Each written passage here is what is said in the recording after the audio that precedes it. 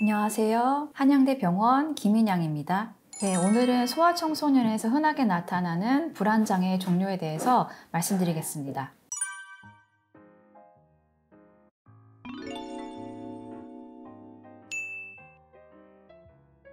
분리불안장애와 선택적 함구증은 주로 나이가 어린 아동에게서 나타난다는 특성을 가지고 있습니다. 하지만 이 외에도 특정 공포증, 사회불안장애, 범불안장애 등의 불안장애는 소아청소년뿐만 아니라 어른에게서도 나타날 수 있는 그런 불안장애의 종류입니다. 특정 공포증은 어떤 특정한 대상이나 상황에 대한 극심한 두려움을 가진 경우를 의미합니다. 예를 들어서 폐쇄공포증, 고소공포증, 벌레공포증, 주자공포증과 같은 경우에는 아주 명확한 특정한 대상에 대해서 공포감을 느끼는 그런 사람들을 뜻합니다.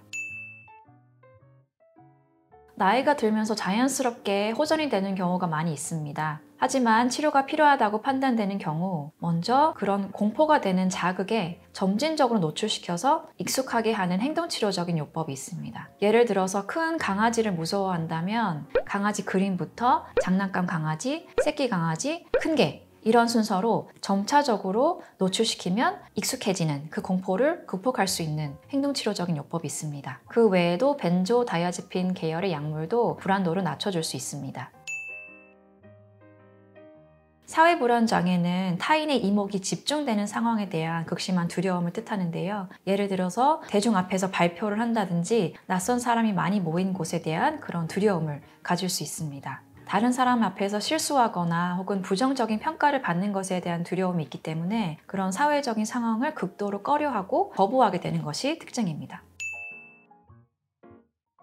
앞서 말씀드린 불안장애와 동일하게 사회적인 상황에 대해서 점진적인 노출을 시도하는 인지행동적인 치료가 있습니다. 그 외에도 벤조다이아제핀 계열의 약물이나 선택적 세로토닌 재흡수 억제제와 같은 약물을 통해서 사회 불안을 극복해 볼 수 있습니다.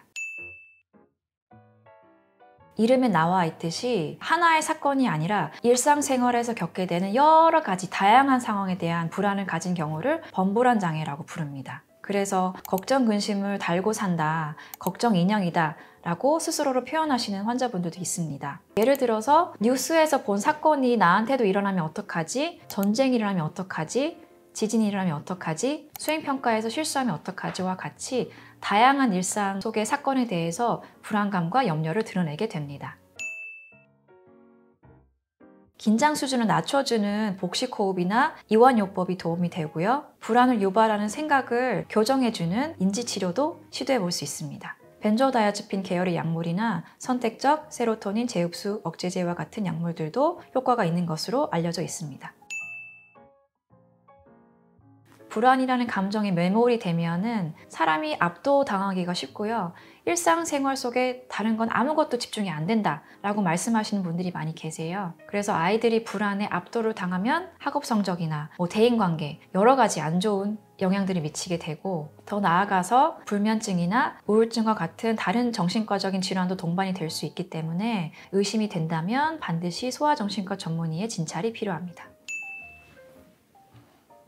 불안이라는 감정은 모든 사람이 다 느끼고 살아가는 그런 감정인데요. 부모님의 마음에서는 아이들이 불안감을 느끼지 않게 모든 불안 요소를 다 없애려고 하시는 마음이 들 때가 있습니다. 하지만 불안이라는 감정은 나를 지키고 또 내가 더 잘하려고 했을 때 느껴지는 정상적인 감정이기 때문에 불안을 없앨 수도 없고요. 불안을 없애려고 해서도 안 된다고 생각합니다. 우리 아이가 불안한 감정 속에서 그것들을 수용하고 극복하는 과정을 통해 더 성숙하고 성장하는 과정 중에 있다는 것을 반드시 명심하시고 아이의 치료 과정을 끝까지 인내심을 가지고 함께 해주시기를 부탁드립니다.